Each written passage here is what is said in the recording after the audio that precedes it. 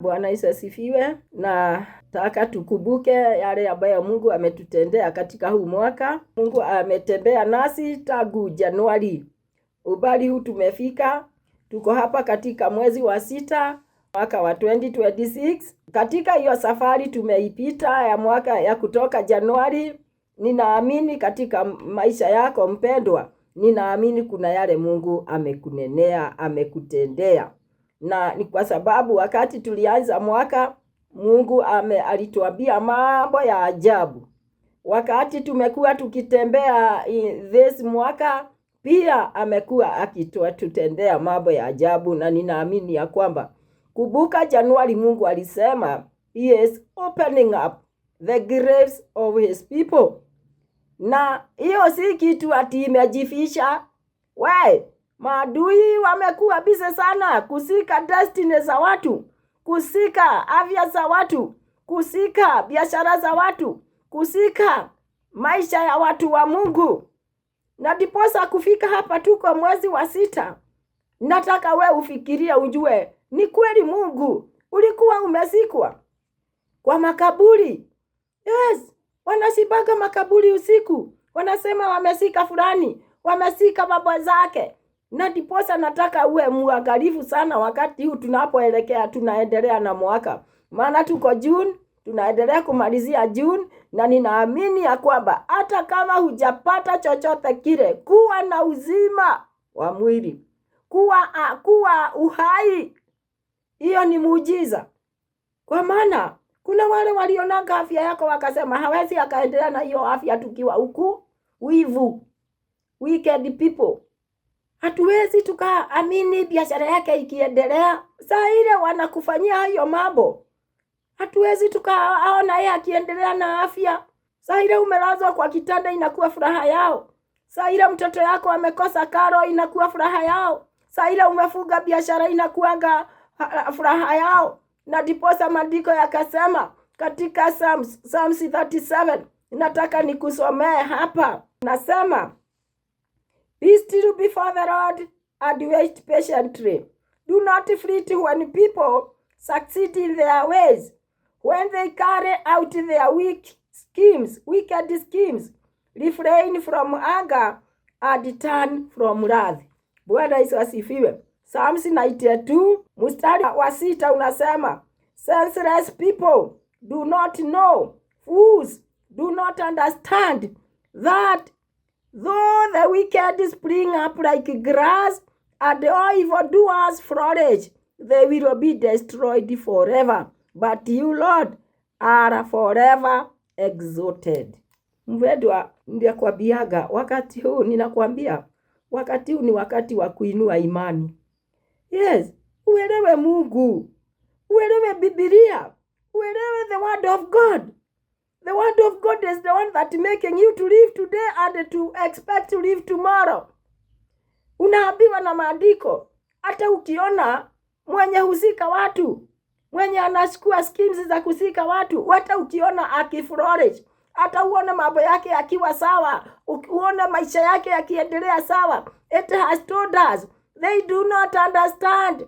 The fools do not the senseless people do not know. Even the senseless people do not understand that even if they flourish like grass, the evildoers will be destroyed forever. But our God will remain exalted forever. Ndiposa ninakuambilia, we soma the word. Kwa maana wakati huu tuko, ni wakati uko na uhatari. Sijui kama wachungaji wataendelea kuwa na huduma.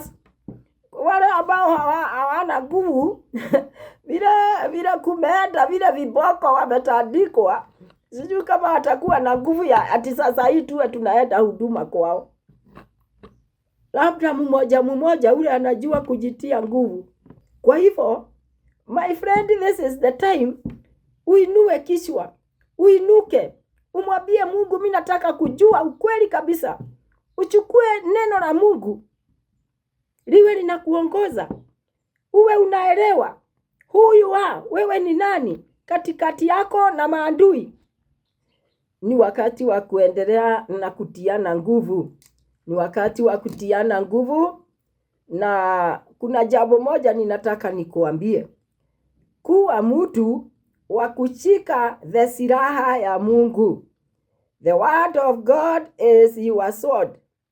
In Ephesians, the Bible says that, na mshukue upanga wa Roho ambao ni neno la Mungu. Neno la Mungu ndio silaha yako, ndio upanga wako, ndio utaendelea na kutumia kupigana. Pale chini unaona umeambiwa katika hiyo Psalms 107 namba ile iko pale mwisho inasemaje? Refrain, even if, hata kama ukiona maadui wako wana flourish, hata kama unaona mambo zao zinaenda sana, ziko sawa, unaambiwa you refrain from anger and from wrath. Na ujue muovu lengo lake wakati anakuingilia ni ili uwe na anga, ili uwe na hasira.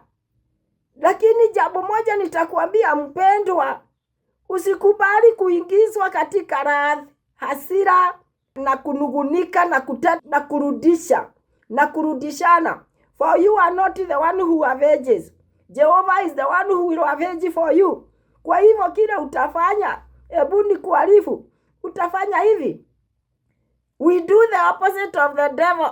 Shetani akikuingilia na unamuonyesha wewe huna na time yake ya kuingiliana na yeye. Unamuonyesha wewe uko busy. In the word of God, you are busy. You are busy, unamuonyesha, ulitaka mimi nikasirike. Mimi siwezi kasirika. Unamwambia Mungu, I repent. Ni kweli alinitendea na nilikuwa na hasira, nilinugunika, niliteta, nilikuwa na uchungu wa moyo. I felt repent, I felt revenge, I felt unforgiving. Kwa maana kuna mambo ingine mtu huyo anaweza akakufanya usikia nitaweza kweli, nitawezana. Kuna kingine atakufanya usikie ni kama wewe utaendelea na wokovu. Lakini namwambia Mungu, I repent bitterness, I repent revenge, I repent any offenses, I repent fear, I repent doubt, I repent rebellion, I repent self-pity, I repent, Father. I repent, he did me that, but I have repented. And by repenting, I forgive him. Just be trying to forgive those who offend you. Let me tell you a secret. Just be forgiving them. Kwa maana shetani, lugha ya kuforgive shetani hajui. Lugha ya kusamehea watu hiyo shetani hajui. Na hata itaka. So we did the opposite. Yes. Unakumbuka utaingiliwa tu. So long as you remain faithful to God. So you remain believing in God. Lazima huwa ulimwengu ukuguse na ukuinukie. Lakini be forgiving. Unamwambia Mungu, hawa watu mimi sijui ni mgani ameanzana na hiyo vita. Wewe Mungu ndiye unajua naitwa the character, the main character katika hii vita. Jehova yawe, unajua the main character, but I have forgiven them.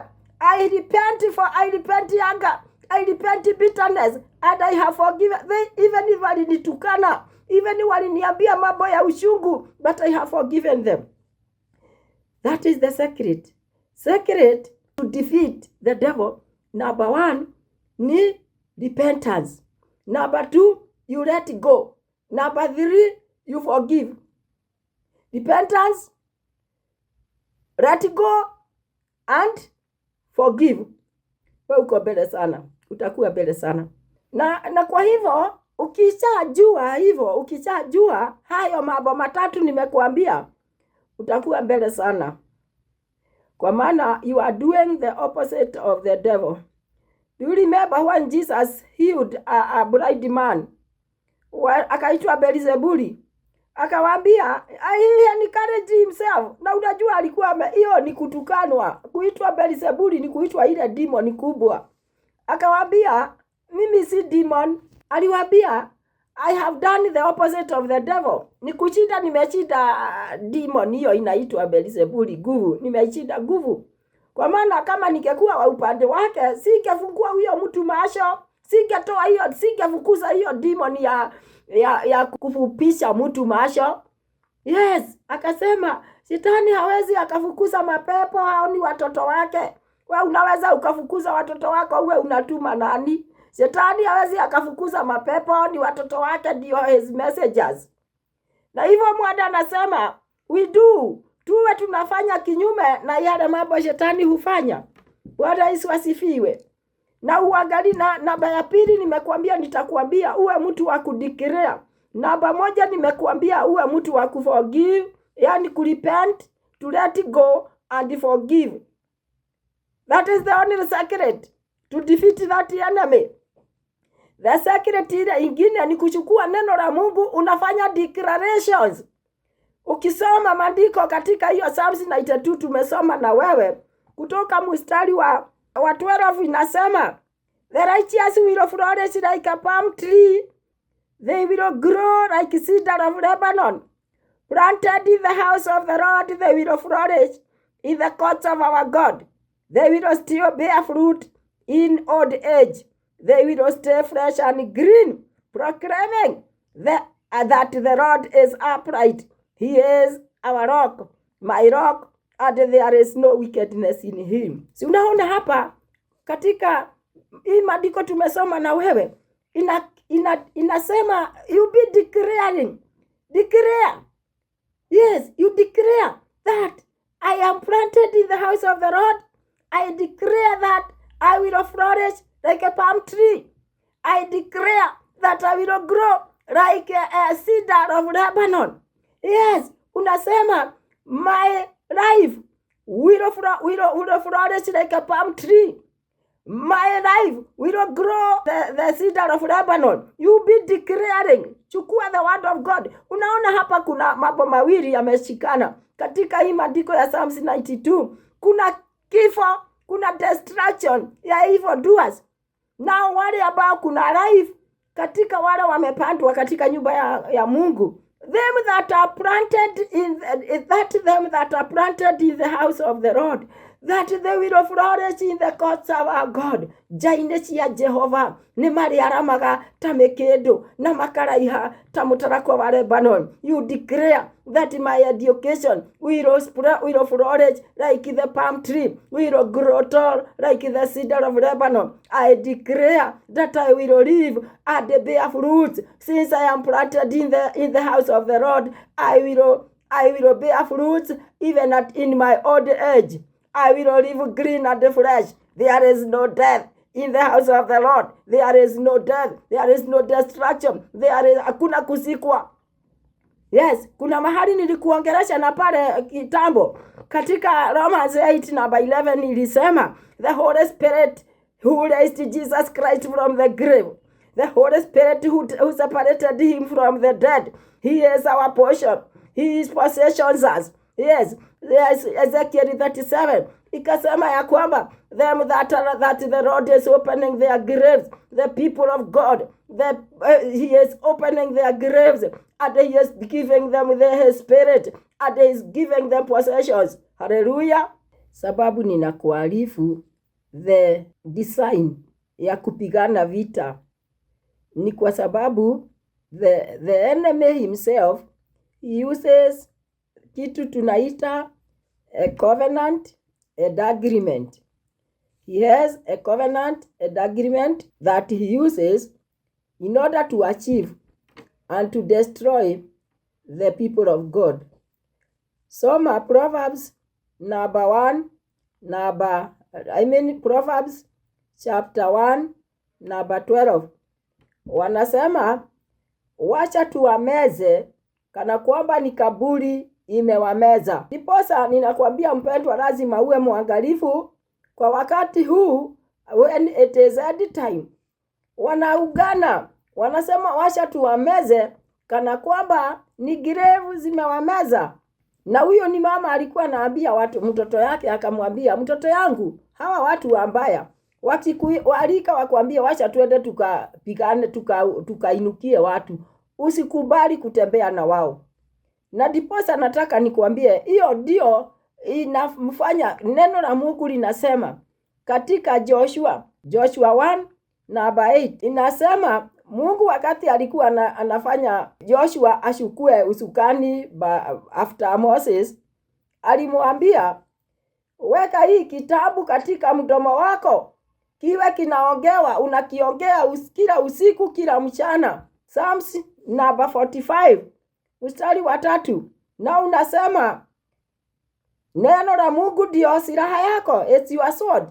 I think we can read it together. Guard your sword on your side, you mighty one. Clothe yourself with splendor and majesty. Guard your sword on your side, you mighty one. Clothe yourself with splendor and majesty. Ujifike nguo ya nguvu. Uvae nguo hiyo nguvu ambayo umewezeshwa na Roho wa Mungu. The sword. Jeremiah 31:33 anasema, the Lord is saying to Jeremiah, I am doing a new thing. I am making a new covenant that is not like the one I had made with your ancestors, Abraham, Isaac and Jacob.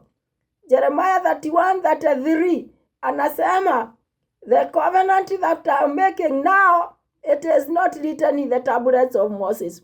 It is I will write it in the hearts and in the minds of my people. So wakati huu ni wakati wa kuinua kichwa, ndipo ninakuambia ujue wewe sasa ndiye tablet ya Mungu. Ameandika ahadi zake na wewe, covenant yake, na kwa hivyo na wewe lazima uwe mtu wa kutumia the covenant ya Mungu, covenant and agreement. I declare this kama utataka kufaulu. Kama utataka kufaulu katika maisha, sababu unaona vita ni kali. And it is the end time. Mpinga Kristo ameinuka. Wewe utaona mtu akiongea huku kwa laini, usifikiria ni kawaida. Si kawaida.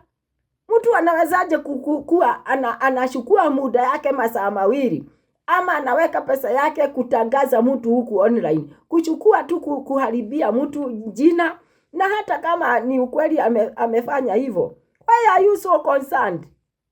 And you have some obligation, because the time is going. Wakati unaenda, hatuna na wakati mwingi. Paulo akaambia Waefeso katika Ephesians 5 mlango wa 15, don't waste time. Yani msipoteze muda ule unaofaa. Na hii muda ndio tuko nayo ya kujialign na neno la Mungu. Ukisikia tu mtu anachida huku line kwa online akiambia watu sijui fulani alifanya sijui, why are you so concerned? Na time iko, hubiri neno la Mungu, uambie watu this is what the Lord is saying. Don't do this and don't do that. The word of God is saying we should go on this side, we should go on this line. So unaona Mungu anaambia Jeremiah, the covenant that I'm doing right now is not like the one I had made with Abraham, Isaac and Jacob. I'm writing a new covenant in the hearts and in the minds of the people. Kwa hivyo mpendwa, Bwana Yesu akubariki sana. Tutaendelea na kuongeleshana na akutendee mambo mazuri. Ni wakati wa kuinuka na kuinua imani. For the days are evil. Tuinua imani. Utuwe tunadeclare kila wakati that we are living to proclaim the goodness of Jehovah God.